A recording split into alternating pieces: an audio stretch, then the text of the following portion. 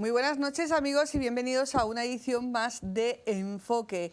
Los derechos fundamentales que están recogidos en el título primero de nuestra Constitución de 1978 en muchas ocasiones son cuestionados, aparecen también en los medios de comunicación, pero siempre lo hacen en un ambiente de lucha, de confrontación. Hoy queremos hablar de esos derechos fundamentales, lo vamos a centrar en algunos de ellos, pero desde el tono que queremos practicar en este programa, como lo venimos haciendo desde hace muchos años, desde la conversación, el conocimiento, el debate y la reflexión. Vamos a ver nuestro vídeo.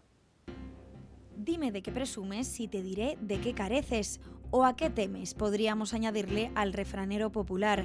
La aprobación del denominado Plan de Regeneración Democrática por parte del gobierno de Pedro Sánchez ha generado muchas páginas de opinión, horas y horas de tertulias radiofónicas y televisivas y un buen puñado de trending topics en las redes sociales.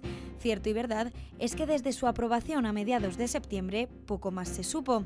En la cultura de la inmediatez, las noticias tienen cada vez una fecha más corta de caducidad y la actualidad va reemplazando los temas candentes que consiguen abrir informativos a la misma velocidad con la que se reponen algunas estanterías en el supermercado. Pero lo contemplado en este plan y lo planteado, si no claramente en el texto, lo que ha venido alimentando la opinión pública desde que se arrojó la suficiente munición, toca temas fundamentales, mejor dicho, derechos y deberes fundamentales que están en el título primero de la Constitución y que así le dan nombre.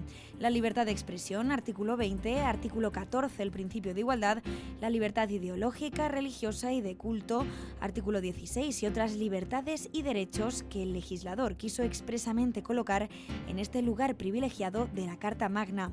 Son muchos los que aseguran que en toda esta hojarasca normativa hay una evidente voluntad de control. Otros dicen que la democracia lo exige y hay también quienes apelan al comodín de Europa para justificar esta sucesión de normas que lo que no han conseguido es aquello a lo que están llamadas las leyes, el consenso de juristas, políticos y opinión pública.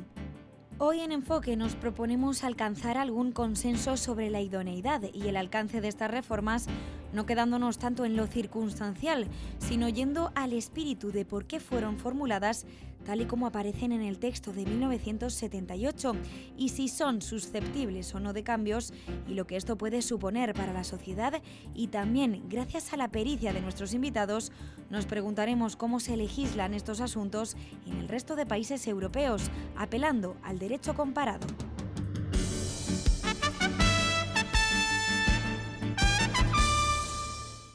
Pues una vez conocido la propuesta de la edición de este Enfoque de esta semana, vamos a conocer a los ponentes, si se me permite la expresión.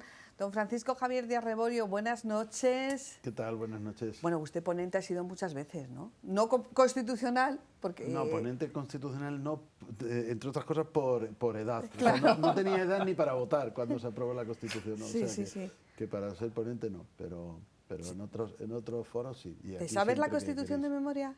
No necesito saberla de memoria, sería un ejercicio un poco... Algunos artículos sí se aprenden a base de leerlos mucho, ¿no?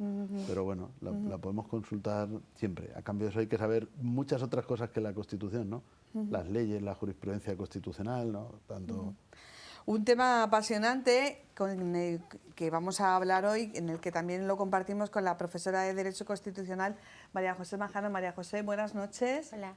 Muchas gracias por estar aquí para hablar de Constitución, que es un tema, yo no sé si la sociedad le saca suficiente jugo al texto constitucional y a los debates que genera, o se queda solamente con el titular. Bueno, en general creo que hay bastante desconocimiento de lo que dice la Constitución. Todos queremos saber lo que dice la Constitución, pero es complicado. Es complicado porque hasta para los que nos dedicamos a estudiarla resulta compleja. Pero bueno, eso es normal, son cuestiones muy específicas y es normal que la gente pues tenga un conocimiento superficial. Ahora bien, yo creo que lo que sí debería hacerse es informar un poco mejor sobre lo que realmente dice la Constitución por parte de nuestros poderes públicos, porque a veces es que esa información que emiten los propios poderes públicos es errónea. Entonces, claro, ahí los que nos dedicamos a estudiarlas sí que nos damos cuenta de que lo que están diciendo no está bien, ¿no?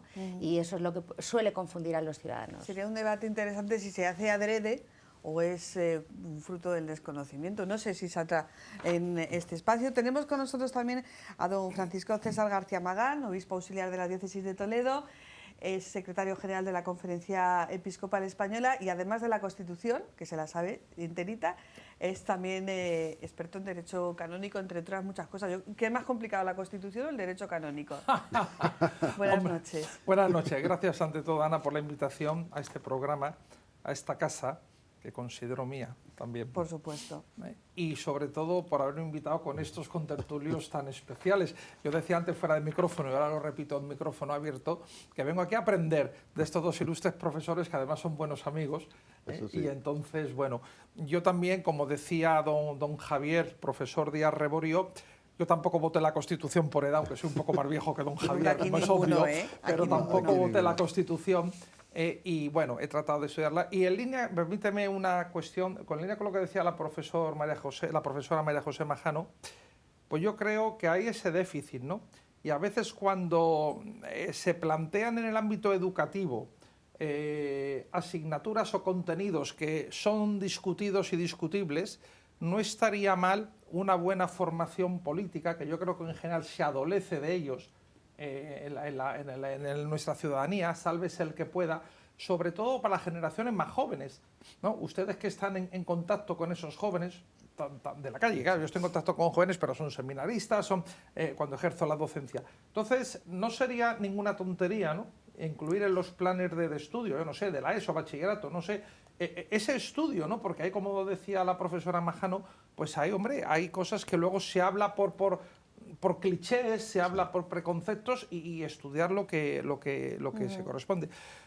Hombre, para mí es más fácil el derecho canónico que la Constitución, porque sí, es lo como dice don Fran Javier, yo tampoco me sé de memoria el código, pero de manejarlo tanto, claro, uno ya, ¿verdad? Es como cuando vas a la iglesia, no te sabes de memoria el Evangelio, pero escuchas en la lectura y dices, esto es tal, es la parábola del hijo pródigo, te suena. Bueno, pues claro, a ellos les suena muchísimo la Constitución, a mí me suena el derecho canónico. Bueno, vamos a centrar no podemos hablar obviamente de todos los derechos recogidos en la Constitución, en el texto del 78, pero sí de algunos derechos que están en el título primero y que todos, yo creo que la gran parte de la sociedad los tiene asumidos como derechos, no sé si como deberes, y que periódicamente salen a la opinión pública, bueno, en ese debate o en ese relato siempre de la confrontación. O sea, parece que cogemos el derecho a la libertad de expresión o el derecho a las creencias de conciencia, a las creencias religiosas, siempre para confrontar contra algo. Yo creo que es un planteamiento deliberadamente cogido, voluntario, para favorecer esa confrontación, cuando yo creo que sería mucho más sencillo hacerlo desde la proposición. Los últimos cambios normativos, aprobados o anunciados, porque eso también es un debate interesante. Muchas veces se sueltan lo que en periodismo llamamos globos sonda, se genera muchísima opinión publicada, mucha opinión pública, luego está el tema de las redes sociales donde todo se comenta y todo se sabe, y luego al final dice, pero esto se ha aprobado, no se ha aprobado, ha ido al Parlamento, no ha ido al Parlamento.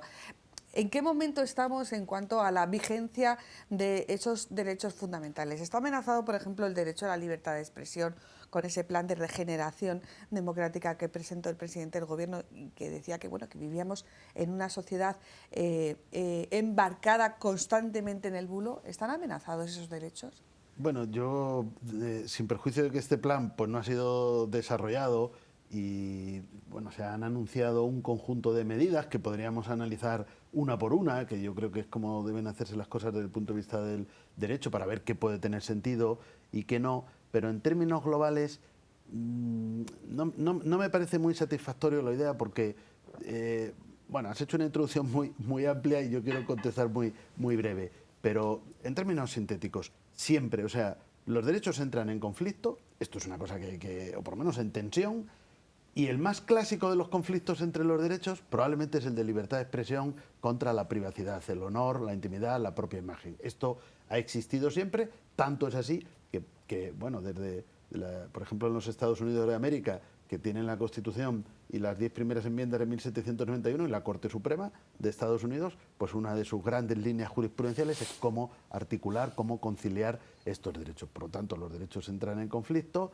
los derechos se ponderan, y ahora en España que tenemos la Constitución de 1978, tenemos una ley orgánica de protección del honor, intimidad y propia imagen de 1981, tenemos el Código Penal con determinadas figuras que tratan las injurias, las calumnias, que tratan de proteger estos derechos y entonces, digamos, la protección jurídica básica de estos derechos existe.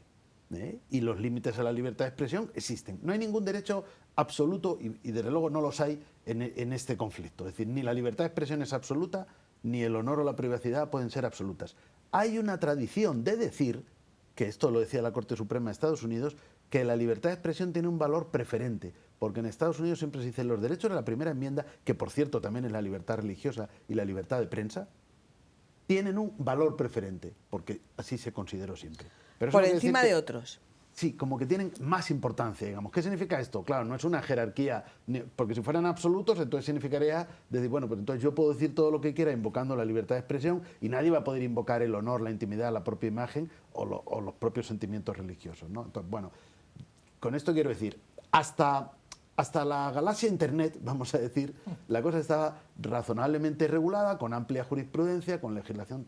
Bien, es verdad que ahora las redes sociales, Internet, la facilidad que tiene todo el mundo para decir todo lo que quiera, provocan otra serie de problemas. Pero la respuesta a estos problemas, desde mi punto de vista, no puede ser que el gobierno controle la veracidad o que controle los bulos. Eso atenta al pilar esencial de la democracia, que es la libertad de expresión y el pluralismo político. ¿Por dónde debe venir la respuesta? Bueno, primero, por las propias reglamentaciones de los administradores de las redes sociales. Es decir, ellos tienen que asumir cierta responsabilidad sobre lo que se dice en una red social. Es decir, ¿por qué? Pues porque, claro, yo acabo de decir, sí, tenemos la ley, tenemos a los jueces, pero bueno, si a mí alguien me dice algo que me insulta en Twitter, no voy a presentar una demanda porque me cuesta más el abogado y va a venir el juez al año que viene a decir que tal vez sí que lesionaron mi honor, pero ya a nadie le importa. Y a lo mejor la noticia que lesionó mi honor tuvo mucha publicidad y la noticia, que luego los jueces lo dicen, se ordena la publicación, sí, se ordena la publicación en pequeñito, 2 años después. Entonces, es evidente que, digamos, las respuestas clásicas de la ley y del Poder Judicial a veces se quedan insuficientes aquí, pero, bueno, pues ahí tenemos al administrador de la red social que a veces, pues sí, tiene que decir, no, pues esto se debe borrar inmediatamente. Y segundo, la autorregulación.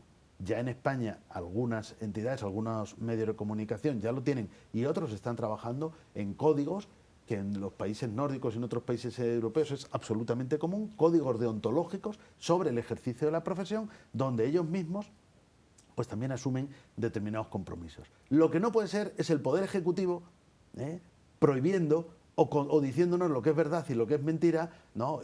Invocando la máquina del fango, cuando a veces la máquina del fango viene del propio Poder Ejecutivo, ¿no? Entonces, creo que hay verdaderamente un problema, una necesidad de actualización, ese sería el resumen, pero a veces el remedio puede ser peor que la enfermedad, ¿no? Y el control por parte del gobierno de lo que nos diga que es verdad o que es mentira, lo que se puede decir o lo que no, eso me parece bastante antidemocrático, ¿no? Yo que soy muy amiga de trasladarlo todo al vulgo vulgaris, poner al zorro a cuidar de las gallinas, que también se ha dicho muchas veces. Realmente se necesita, o sea, a tu experiencia, María José, estamos en un problema, estamos enlodados, o es una perspectiva hacia la que se nos quiere llevar de acuerdo a unos intereses. Bueno, la pregunta es complicada. Ya. A ver cómo puedo responderte sin salirme en exceso desde los parámetros jurídicos, porque es una pregunta complicada. A ver, evidentemente yo creo que a nadie se le escapa que hay un cierto interés en llevar a los ciudadanos a un determinado punto, ¿vale? Igual que entiendo yo que se quiere, por ejemplo, magnificar también el tema del problema de la vivienda, porque ahora mismo existen determinados intereses también políticos, que yo no digo que no exista ese problema, pero es verdad que los poderes públicos siempre tienden a conveniencia a utilizar determinadas cuestiones sociales que pueden interesar más o menos y que ellos pueden dar más eco y más relevancia en función de sus intereses. Y yo creo que, por ejemplo, este sería el caso. Pero es verdad también que existe una normativa por parte de la Unión Europea que exige determinados comportamientos legislativos, por así decirlo, en los países miembros y que, por lo tanto, nosotros debemos adaptar esa nuestra normativa a las exigencias europeas. ¿Pero qué sucede? Pues a mi modo de ver, la normativa europea realmente no está en la línea que nuestro gobierno nos quiere, a la que nuestro gobierno nos quiere llevar, ¿no? Yo creo que va un poquito casi en el sentido contrario, pero aprovechando que existe una normativa europea que exige determinadas conductas y determinados comportamientos, aquí se ha legislado y creo que no se ha legislado, bueno, se va a legislar, por lo menos ese es el proyecto, no los parámetros que nos dicen que se van a utilizar, pues quizás no en total consonancia con lo que exige Europa. Y además el comportamiento entiendo que es contrario a lo que se nos está indicando desde los poderes públicos. Por poner un ejemplo, Radio Televisión Española. ¿Qué se ha hecho en Radio Televisión Española? Bajo la apariencia de abrir, bueno, pues ideológicamente este ente público, lo que se ha hecho ni más ni menos es acortar las mayorías necesarias, o sea, al contrario, vamos, lo que quiero decir, digamos, dejar más amplitud al gobierno para el manejo de ese consejo, ¿no? Porque sí, es verdad que se da entrada a otros partidos políticos, pero son partidos políticos, no, es que son partidos políticos que son socios del gobierno o que apoyan al gobierno, con lo cual, en puridad y en resumen, lo que se ha hecho ha sido dejar al partido mayoritario, el partido que ganó las elecciones en su momento, en absoluta minoría. O sea, ha pasado a tener cuatro consejeros, con lo cual, claro, ahí en el fondo se está en la práctica actuando en contra de lo que realmente se dice que se pretende, que es, bueno, pues que haya una mayor libertad de expresión, una mayor, bueno, pues al final se está actuando en contra, ¿no? De lo que yo creo que pretende Europa. Ha salido ya en la conversación Estados Unidos y Europa así en general, los países escandinavos y tal. Por ejemplo, en unas declaraciones con ocasión de la presentación de ese plan, se hablaba de la intención del Gobierno de España de eliminar el delito contra las ofensas religiosas, que nos tiene que llevar necesariamente al artículo que garantiza la libertad de conciencia y la libertad de religión, que como tú bien has dicho, Javier, incluso en las enmiendas de Estados Unidos tiene ese valor preferente junto a la libertad de expresión. ¿Esto lo dice Europa, don César? El gobierno decía que lo dice, pero luego como decía don Javier, te pones a ver y resulta que me corrijan ellos que conocen mucho mejor el tema que yo, que nos adherimos a una minoría de países, porque la mayoría de los países sí tutelan esta realidad religiosa, ¿no? Mientras que ahora dicen nos adherimos a Europa, bueno, a una minoría minoritaria, ¿no? Yo creo que de fondo hay en línea también con lo que decía el profesor Díaz Reborio de lo de Estados Unidos, aquí partimos, ¿no?, de que la concepción de la libertad religiosa, de ese derecho tan fundamental, pues en Estados Unidos quizá y en la escuela anglosajona tiene una perspectiva distinta de lo que es en otros ámbitos fruto de la Revolución Francesa, en la Europa continental sobre todo, ¿no?, donde, bueno, en Estados Unidos y en ese ámbito anglosajón, pues se ve como dentro de esa aconfesionalidad del Estado, que es uno de los pilares de Estados Unidos, además fundacional por la historia de donde venían, pero sin embargo se reconoce como un hecho positivo, como un dato positivo, esa dimensión religiosa de la persona dentro del contexto de esa libertad de creencia para cada uno, ¿no? Y aquí, pues, quiero decir, aquí, en el ámbito continental, y yo creo fruto de la Revolución Francesa, bueno, sí, pero no, hay más un concepto de tolerancia de esa dimensión religiosa que de una valoración positiva del hecho como podemos tener. Evidentemente, y volviendo al tema de la Constitución, como decías, Ana, y tú lo has dicho al principio, está entre los derechos fundamentales y además con una protección especial, ¿no? Porque cuando hay un estado de excepción, de guerra, una situación especial, es uno de los derechos que no se pueden limitar, mientras que otros son limitables, ¿no? El de expresión, el de reunión, asociación, etcétera. Y este no, ¿no? Y ahí, claro, España es signataria de los pactos internacionales de derechos humanos, ¿no? Donde se recoge claramente el derecho a libertad religiosa. Y nuestra ley orgánica de libertad religiosa, todavía vigente, pues es muy clara al respecto, ¿no? Es muy clara al respecto. Sabiendo también, recojo otra idea que ha dicho el profesor de Arreborio con el tema de la libertad de expresión, tampoco la libertad religiosa es omnímoda, porque tiene también un límite que recoge la doctrina social de la Iglesia y la propia legislación, esa ley orgánica, habla del orden público, ¿no? Del orden público justo, la doctrina de la social habla del orden público justo, que incluye el respeto a las personas, etcétera, habla de la moralidad pública y habla de la paz social.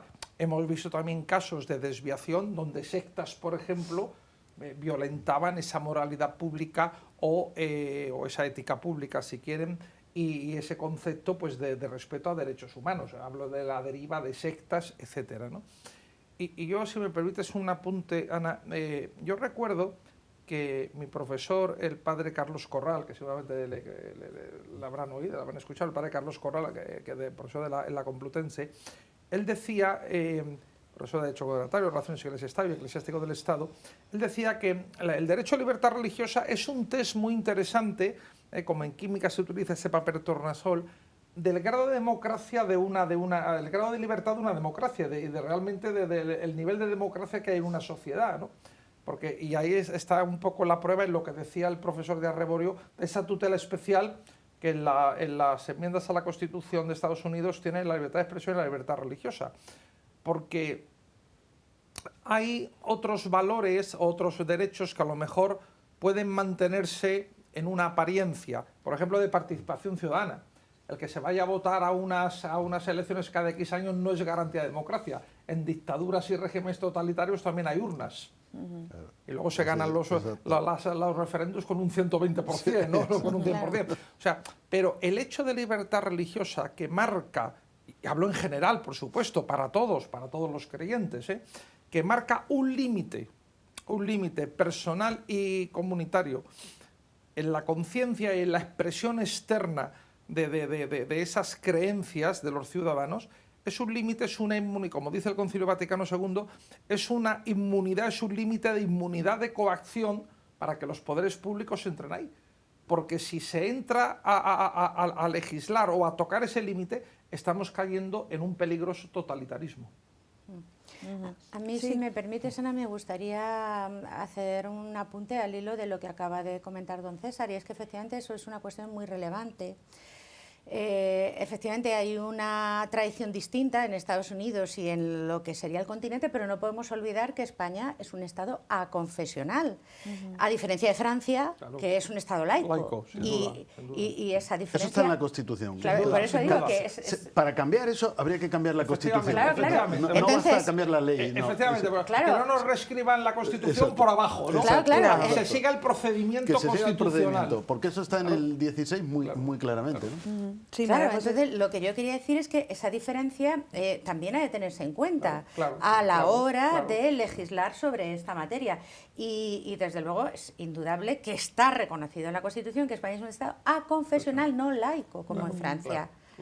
Y por lo tanto, en Europa, que decimos que efectivamente tiene una tradición distinta a los Estados Unidos, encontramos países como Alemania, como Bélgica, que castigan... No, es que hay muchos estados en Europa que son no confesionales, pero no laicos, como Alemania, como Italia. Pero que en esos estados aconfesionales se castiga este tipo de delitos que ahora se quieren despenalizar, ¿no? En España.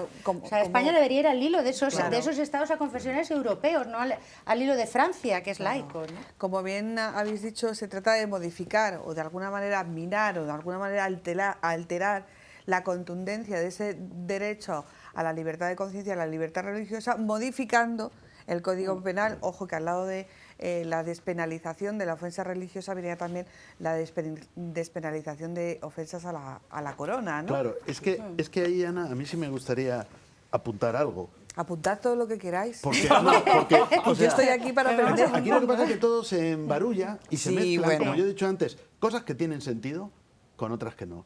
Hay dos cosas que tienen sentido porque tenemos dos condenas del Tribunal Europeo de Derechos Humanos. Es decir, cuando hablamos de Europa, no solo es la regulación de otros países, sino la normativa del Convenio Europeo. Una, las injurias a la corona, y otra, a la bandera. nos puede gustar o no gustar, ojo, porque también hay que interpretar las cosas. Las condenas, lo voy a explicar, las condenas no son, o sea, lo que dice el Tribunal Europeo de Derechos Humanos no es, esto no se puede castigar en modo alguno, sino la pena que tiene España para este tipo de delitos. En un caso fue Taulaz Roura contra España, que eran, bueno, pues que quemaron la foto del rey en Cataluña, y en el otro era un caso de la bandera, que ya en el Tribunal Constitucional Español, aunque entendieron que no había vulneración o tal, pero hubo votos particulares, como Andrés Ollero, que decía, ojo, porque nos va a condenar Europa, porque van a decir que la injuria a la bandera pues tiene una pena desproporcionada. Esto es lo que ha dicho el Tribunal Europeo, no otra cosa. Entonces, yo creo que, honestamente, como juristas, deberíamos decir, estos dos delitos, deberían reformarse bien para bajar la pena o bien para sustituirlo por una sanción administrativa que podría ser. No es necesario dejar desprotegido a los símbolos ni a las instituciones del Estado, sino que, bueno, hemos tenido una condena, pues hombre, deberíamos acatar lo que ha dicho el Tribunal Europeo de Derechos Humanos y adaptarnos. La condena es por pena excesiva, pero claro, esto no tiene nada que ver con el delito de escarnio a una confesión religiosa, que por lo demás tiene una condena de multa. O sea que tampoco es que nos puedan decir que este delito tiene una condena desproporcionada, que está en el Código Penal y sobre el que el Tribunal Europeo de Derechos Humanos no ha dicho absolutamente nada de que plantee ningún problema. Y lo que pasa es que ya metemos todo en el mismo saco y decimos, estamos en el barco del todo o nada, quitamos ¿no? este otro, ¿no? Claro, sí. Entonces, lo de la bandera y lo de la corona, que es opinable, pero bueno, la condena ahí existe y eso quiere decir que sí, yo creo que hay... Pero bueno, y tampoco tiene por qué el gobierno decir que como el Tribunal Europeo nos ha condenado, esto tiene que quedar absolutamente desprotegido, porque no ha dicho eso. Es que el Tribunal Europeo no ha dicho que no se deba imponer sanción frente a esas conductas. Solo dice que la sanción que existe en este momento en el Código Penal es desproporcionada, que es demasiado elevada. Pero de ahí a cero, o sea, de 10 a 0, hay un amplio margen, ¿no? Se puede modular. Que hablábamos antes, de la verdad y lo que se dice de la verdad, esa dialéctica, ¿no? Esa dialéctica. Pero fíjense que en este tema, además en este tema, es algo, yo quisiera también, si me permite, Ana, ampliar un poco el horizonte, sobre todo para nuestros oyentes, pues por el tipo de televidentes que tenemos, ¿no? Que no es una cosa que vaya solamente contra los católicos, contra los que nos profesamos católicos. Ojo, porque como hemos dicho antes, el derecho a libertad religiosa ampara a todos los creyentes. Aquí tenemos luteranos, anglicanos, ortodoxos, budistas, musulmanes, judíos, hinduistas. Y entonces es dejar desprotegido en algo muy importante para una persona creyente, sea la creencia que sea, algo que forma parte de su patrimonio más íntimo y por lo tanto vinculado con ese patrimonio suyo de derechos fundamentales que toca la dignidad de la persona. Los hermanos de la Federación Española Evangélica han hecho hace unos días una declaración contundente diciendo que si eso se sigue adelante piensa reclamar, etcétera, ¿no? Porque claro, esto es tocar para muchos españoles y españolas, que no es solamente que nos afecta a los católicos. Parece que el primer ofendido siempre es la Iglesia Católica y es el primero que da el paso adelante, y que además por la presencia histórica, cultural, patrimonial, económica, incluso y social de la Iglesia en nuestro país, que todavía la tiene, como que es como... Pero que quedamos desprotegidos todos. Pero no tiene por qué, efectivamente, porque volviendo a insistir en el tema de la confesionalidad, la confesionalidad implica una obligación de protección y de participación de los poderes públicos respecto de por la libertad religiosa, la libertad de culto, respecto de cualquier confesión reconocida. Entonces, aquí, claro, don César precisa, creo que con mucho atino, que no solo afecta a los católicos, es que afecta a cualquiera que quiera profesar. A todos los sentimientos religiosos. Exacto, los sentimientos religiosos de cualquier religión que esté reconocida en España, con la que haya un convenio y demás, y con la que precisamente los poderes públicos tienen obligación de colaborar y proteger. Ese es el problema. Y yo añadiría otra cosa todavía, porque todavía sobre este punto, ya no sé si estamos siguiendo tu guión o estamos hablando nosotros vamos por libre. Iba a decir que los guiones en este programa son casi como los programas electorales, pero no lo voy a decir, no lo voy a decir. Bueno, no, pero es que creo que aquí merece la pena añadir una cosa. Lo que está castigado es el escarnio. Está dentro de los delitos contra la libertad de conciencia, pero cuando hablamos de una burla ofensiva, lesiva, aquí puede estar también implicado el derecho al honor, porque el Tribunal Constitucional, en un asunto emblemático de hace muchos años, que era Violeta Friedman, esta señora era judía, y, claro, y entonces dice, no, es que aquí el señor León de Grel, que estaba en la Costa del Sol, bueno, y que había participado y que había estado, bueno, hizo una serie de afirmaciones injuriosas, ofensivas, no contra esta mujer, contra los judíos. Y esta mujer dijo, oiga, yo soy judía, yo además, sus padres o ella misma, ¿no? De niña había estado... ella estuvo en el campo de concentración. Había estado en un campo de concentración y me ofende, es decir, más allá del sentimiento religioso, daña mi honor esto. Y el Tribunal Constitucional dijo, tiene usted razón, lo tengo que parar por su mera pertenencia a este colectivo, una lesión al honor de este colectivo usted le puede afectar. Pues eso es aplicable a los judíos, es aplicable a los católicos. No estamos hablando de que no tengamos que soportar en un Estado democrático, que por supuesto hay que soportarlo, opiniones contrarias, ideas, afirmaciones que nos molestan, debemos soportarlas. Otra cosa es el escarnio, la injuria, la ofensa. Es decir, lo que está castigado no es cualquier cosa que pueda molestar a una persona por sus sentimientos religiosos, ¿no? sino ese escarnio que, como digo, afecta a la libertad de conciencia, está entre los delitos de libertad de conciencia, pero también afecta al honor, ¿no? Claro. Además, fíjese, ¿no? Que decía el profesor Díaz Reborio, Ana, ¿se puede? Sí, sí, sí. Bueno, sí. No. Se debe. No. Ahora voy yo a cortar la libertad de expresión. Que hablando del tema de esos sentimientos que, como decía usted, que pertenecen y tal, ¿no? A mí me llama la atención, ¿no? Me llama la atención un poquito esa contradicción que hay, ¿no? Donde hoy por una parte se busca una tutela, un respeto, ¿no? En ese plano precisamente de los sentimientos, entendido por tal de opciones que no entro yo a juzgar ahora, opciones personales de sentimiento. Yo me siento X o me siento Y, y lo digo con toda la intención, la X y la Y, o me siento tal, ¿no? Y eso tiene una tutela, tiene un respeto, y que u otras cosas, ¿no? U otras cosas de opciones personales, que bueno, nos gusten o no en nuestro ámbito religioso, pero como usted decía, en un régimen democrático, si hay eso hay que respetar, ¿no? Y sin embargo, esa esfera de esos sentimientos religiosos que usted ha apuntado, de las creencias, que son también muy íntimos, y son muy personales, no solamente para nosotros, para toda persona creyente, porque forma parte de su cosmovisión personal, de comprensión de sí mismo, del mundo y de su actuación, de su praxis, ¿no?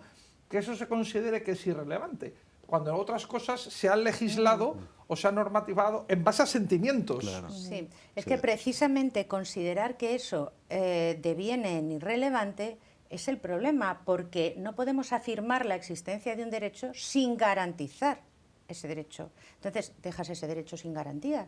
Tú puedes afirmar que hay mucha libertad religiosa, pero estamos en el mismo caso que decíamos antes de estos países donde, bueno, dicen que son democráticos, reconocen muchos derechos en su Constitución, pero luego realmente pues esos derechos no se llevan a la práctica y verdaderamente pues no hay democracia, porque cuando vas a votar solo tienes un partido. Claro. O sea, una cosa es lo que se dice y otra cosa es que eso que se dice tenga una garantía. Por lo tanto, dejar sin protección un derecho es... bueno, pues realmente dejar el derecho, que no hay derecho, vaya, nos quedamos sin derecho. Sí, pero es que es así de es llamativo sencillo. ese doble rasero que decía don César, ¿no?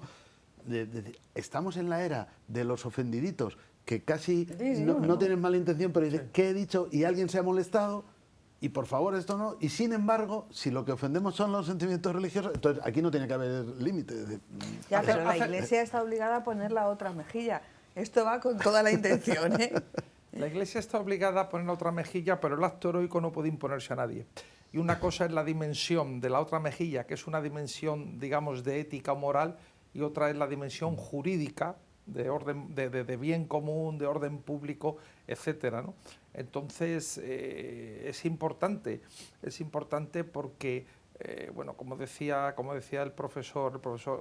profesora Majano, si no hay tutela de un derecho, ese derecho queda en el aire, ese derecho queda en el aire, ¿no?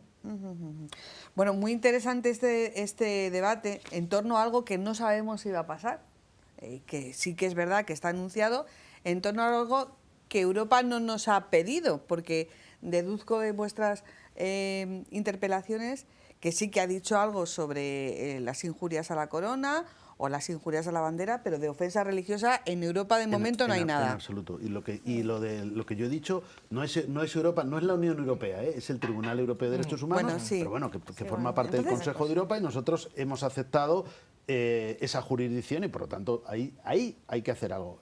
Todo lo demás pues son cosas que van un poco en el mismo Entonces, ¿por qué se saca a la opinión pública, a ese ágora que es en el que parece que se van echando cuestiones que excitan un poquito a las masas y que luego la verdad es que cada vez tiene una fecha de caducidad más corta? Hombre, esto a lo mejor la profesora Sí. Majano lo quiere decir más explícitamente, porque esto tiene que ver con un contexto político que yo creo que afecta al presidente del gobierno y a su entorno y a su familia, donde empiezan a salir noticias que no le gustan. Técnica del calamar, ¿no? Exacto. Técnica del calamar. Vamos a Sí, reformar porque todo del esto. concordato lleva mucho tiempo sin hablar, don César. Sí, sí. Más, bueno, con la palabra concordato por lo menos. Sí.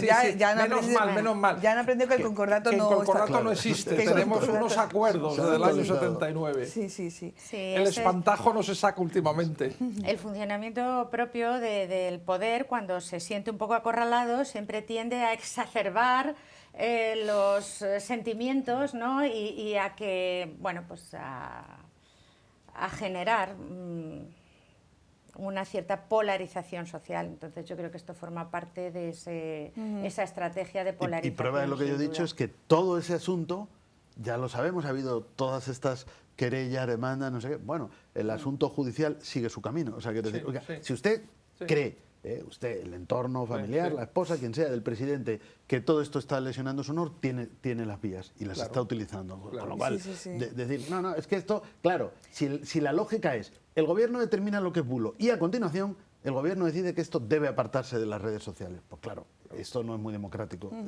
ningún Otra estado. cosa- Que hablen los jueces Exacto. y dejemos que los jueces, pata Resuelvan. fundamental de un Estado democrático, mantengan su independencia, los Exacto, profesores. exacto. Si no, nos cargamos la mesa. Exacto.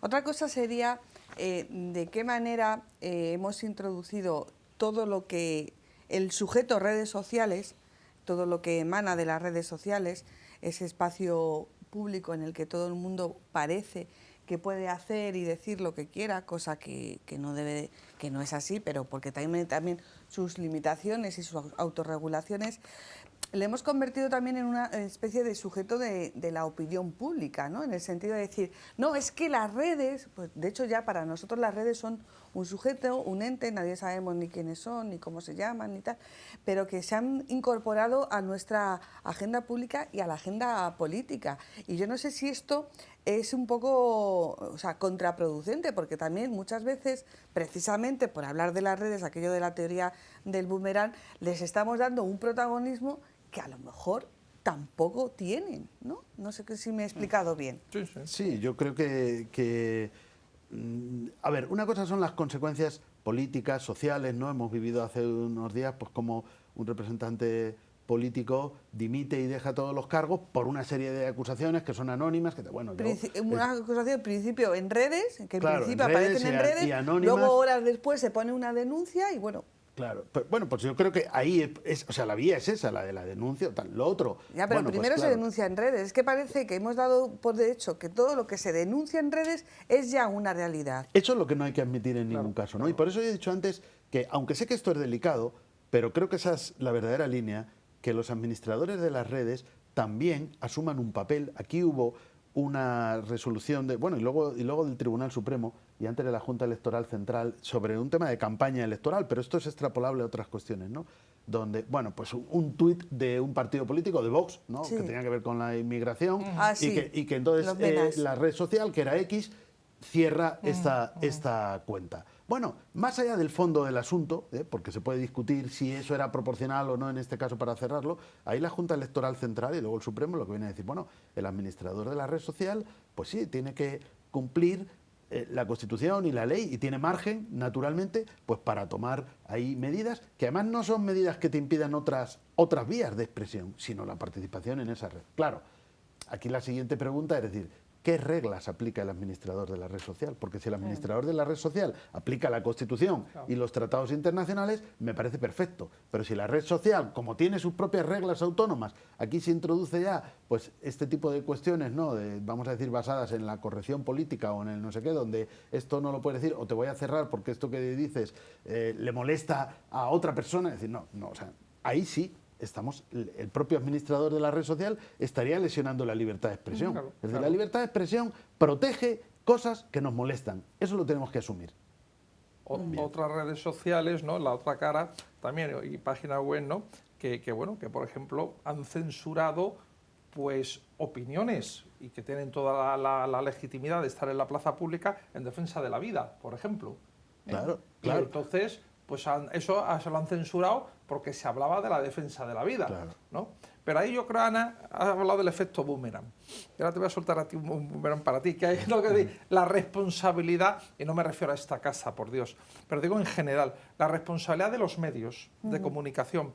Porque hoy, como tú apuntabas, antes había unas fuentes primarias, ¿no?, de información, donde ibais los periodistas, cotejabais esas fuentes, hacía un discernimiento de la veracidad, quizá de una, volvemos al tema de la veracidad, de una información. Y hoy esa inmediatez quizá de las redes, que son buenas para muchas cosas, nos comen. Incluso a veces, el otro día me comentaba una persona que ha vivido fuera de España, me decía que en algún medio decía, dice las redes sociales, y en las redes sociales que habían cogido a lo mejor un comentario de Facebook de una persona que escribe y lo han elevado a la categoría Claro, de eso sí. fuente informativa, a la categoría de noticia, sin contrastar y sin nada.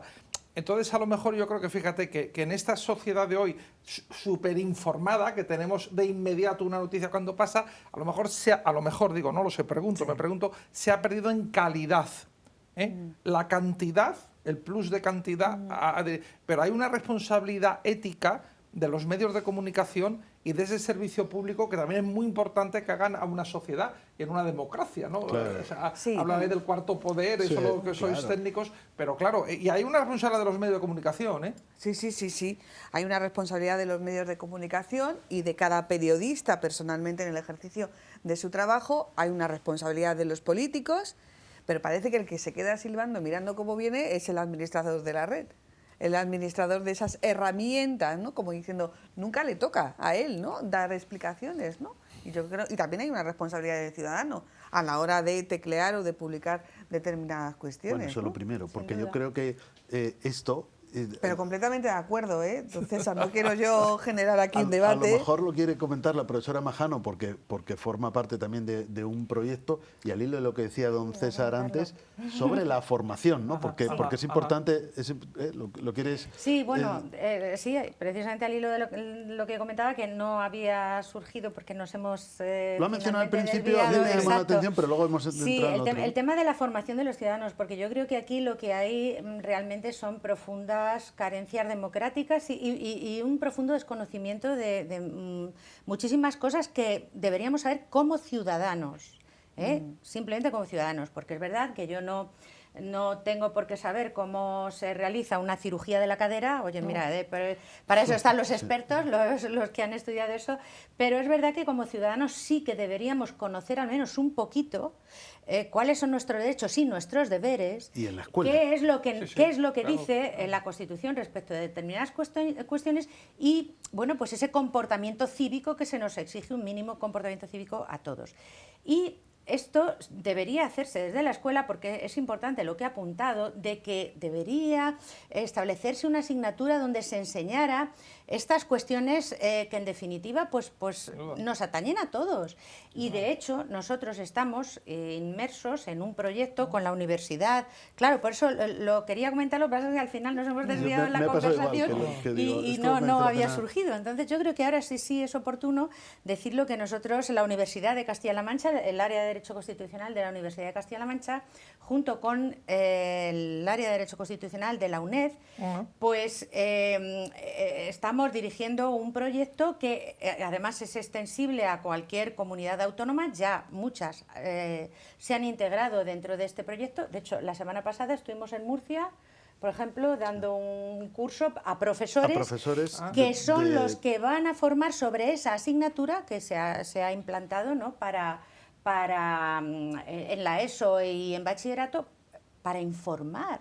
Ya no digo para enseñar, para informar a los alumnos de estas cuestiones que son básicas y esenciales para todos. Y yo creo que si existiera... La Constitución, además, porque, Claro. porque luego tenemos lo de los valores cívicos y éticos, pero eso daría para otro Eso programa. es otra cuestión, ver qué se enseña efectivamente. en la No, yo hablaba- Constitución, yo los me valores, refería- los yo me valores refería a la constitucionales. Constitución. Claro, ¿no? claro, ¿Sabes? a nuestras instituciones, a nuestro yo no voy a funcionamiento. decidir, siguiendo con el símil, cómo me tienen que hacer la operación de cadera. Me pongo en mangas, en las Claro, manos del claro, cirujano. claro, Pero claro, eso es. yo como ciudadano, cada 4 años, cada 5 años, sí voy a decidir quiénes van a ser mis gobernantes. Exacto. Y luego tengo derecho a Claro, exigir claro. en un régimen, en un Estado de Derecho, responsabilidades. Y si no Exacto, conozco esto, exacto. si no conozco eso, soy más manipulable Exacto. por unos y por otros Totalmente. y por las redes sociales para no Exacto. ejercer mi derecho deber de ciudadanía. Claro. En efecto, Porque en el efecto. derecho de voto se corresponde con un deber de ciudadanía y de responsabilidad. Eso Claro, requiere claro. formación. Por eso digo... Y carecemos en general, sálvese el que pueda, Claro. de una educación política, de formación política en Sí. este país, porque lo confundimos con formación partidista. Claro. Eso y es, de y formación ojo, política. eso en Alemania, por ejemplo, en Alemania, ya que comentabas antes, pues que interesaba un poco ver cómo funcionaba esto en Derecho Comparado. Nosotros, además, pues precisamente con motivo de este programa, tenemos bastante relación pues con Alemania y con cómo se desarrolla allí la educación política y la enseñanza de la Constitución en Alemania. Y claro, es que es como la noche y el día. Claro. O sea, como la noche y Es el que- día. Yo puedo entender que un alumno alemán, bueno, de hecho nosotros tenemos Erasmus alemanes en nuestras clases de constitucional aquí en Toledo, y claro, el Erasmus alemán, pues es que viene con un conocimiento prácticamente, pues eso, de las cosas que nosotros vamos, las cosas básicas que nosotros vamos Pero a que no explicar solo en es la clase. formación política, sino Claro. alumnos y alumnas conscientes de sus derechos y de sus deberes. Claro, claro, y por eso exacto. esto que tú has dicho, Ana, Constitucionales. es que un Eso niño, es. el día que tiene un móvil en la mano, tiene que saber que no puede subir las fotos que le dé la gana, Claro. que no puede opinar lo que le dé la gana, y porque él Claro. se acaba de convertir en un medio de comunicación. Claro. Porque cada persona es un medio de comunicación en la galaxia Internet. Entonces, es decir, niño o niña, ahora Sí. tienes un medio de comunicación aquí, debes ser responsable. No puedes insultar, Claro. no puedes ofender, no En puedes subir definitiva- cualquier fotografía sin haber pedido permiso. ¿no? Claro. Eso, yo no sé si eso se está enseñando en la enseñanza de nuevas tecnologías en la escuela, ¿no? Claro, y eso parte pues, de la Constitución y nosotros, ya digo, pues estamos intentando que este proyecto se lleve a cabo y se extienda a nivel nacional y que, bueno, pues el profesorado que muchas veces nos dice, es que a mí me piden que yo enseñe determinados conceptos constitucionales y no tengo ni idea, No. porque nadie me los ha enseñado a mí, Claro. porque yo he estudiado historia, porque yo he estudiado filosofía, porque Ahora es que ya a mí hay dos nadie me ha comunidades, enseñado. aunque con carácter optativo, pero ya lo ofrecen antes de la universidad, en ¿Murcia? la ESO, y Andalucía. Y Andalucía. Ah, A ver, sí. quiero hacer un Con inciso. Andalucía también estamos colaborando. La Constitución del 78 se estudia en ESO y en bachillerato, pero como elemento Como histórico. parte, claro, como parte. Porque se Claro, estudia la claro, transición. Claro, esto ya lo habíamos se da en estudiado historia. en la primera fase del proyecto, Claro, donde sí. constatamos que un poco en historia, un poco en valores cívicos y éticos, Sí. porque como digo, esa Pero sí asignatura que es verdad que daría yo para creo que pensar sí que- mucho qué contenido debe tener, ¿no? Porque claro. debería tener valores cívicos y, bueno, valores Claro, yo éticos, creo pero que- ¿qué tipo de ética? es Claro, la que- claro. es Yo la creo que que Pero estamos a mí me parece muy importante, por ejemplo, Ana, para que los ciudadanos puedan discernir aquellas cosas que hacen bien o mal sus gobernantes, que sepan, por ejemplo, la separación que tiene que existir, en qué consiste una La verdadera separación separación de de poderes. poderes, claro. Porque no entienden que un ministro aparezca hablando como si fuera miembro de un partido, por ejemplo, eso que Bueno, eso cuando ya sale- mucho. Uy, María José Sí, está bueno, pidiendo pero mucho. es que Yo con la esto- separación de poderes yo creo que ya tendríamos bastante. ¿eh? Claro, es Quiero formación decir que- política, es Sí, formación claro. política básica, Claro, formación son política. cuestiones básicas que, como digo, un alumno alemán que nos viene de Erasmus ya lo sabe. Tú estás explicándolo a tus alumnos y le preguntas, a ver, el legislativo, el ejecutivo y tal, y andan despistados. Sin embargo, el alemán te lo dice perfectamente porque Ya. ya ha recibido una formación sobre eso. Y sobre eso deberían aprender todos en un determinado curso, una Sí, determinada edad. sí. ¿no? Bueno, pues sin querer, punto 1, hemos llegado al final del programa, sin querer. Y sin querer, punto 2, habéis cumplido el guión porque la última pregunta era respuesta a la sociedad. O sea, que a veces pasa y se cumple el guión. Yo creo que ha sido una como siempre pasa, se empieza un poquito así, un poquito pausado y luego al final se desarrollan los grandes debates, pero esto bueno, pues tiene unos límites temporales y, como yo siempre digo, es la mejor excusa para que volvamos a tratar de estos temas, porque sí que es verdad que a lo largo de todos estos 50 minutos de conversación hemos hablado sobre algo que han dicho, que están estudiando y que podrá pasar o no podrá pasar. Periodísticamente estaría suspendida, porque sería hablar de un futurible. Claro. Periodísticamente estaría suspendida, pero no está de más, yo creo que un poco sentar las bases, aclarar conceptos de, bueno, en torno a qué estamos hablando y, sobre todo, decir algo que no es un futurible, lo que pasa en cualquier estado cuando se anulan por la vía de la puerta de atrás, por la vía de la regulación penal o no penal, algunos derechos. Y yo creo que eso sí que ha quedado bastante claro. ¿Que nos han quedado muchas cosas? Pues yo creo que sí. Así que, bueno, pues aquí queda el guante lanzado para que, bueno, pues volváis a esta casa a hablar de estos temas que son apasionantes, a pesar de que a lo mejor en el titular se quedan un poco así, pero son muy, muy apasionantes. Francisco Javier, muchísimas gracias. Profesora María José Majano, muchas gracias. Y don Francisco César, muchísimas gracias. Gracias a ti y gracias a los profesores por haber compartido este ámbito de reflexión, que he aprendido muchas cosas. Por haber venido hasta Yo también. esta, que lo sabe, que es su casa como la de vosotros, y donde estamos encantados de hablar de estos temas. Muchísimas gracias a los tres. Buenas noches. Creo que he sido un poquito radical en el corte, pero es que el tiempo es el tiempo. Me siento un poco mal. Bueno, ¿qué le vamos a hacer?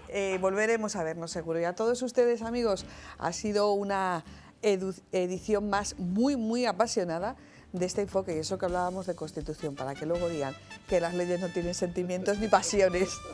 Hasta la semana que viene. Buenas noches.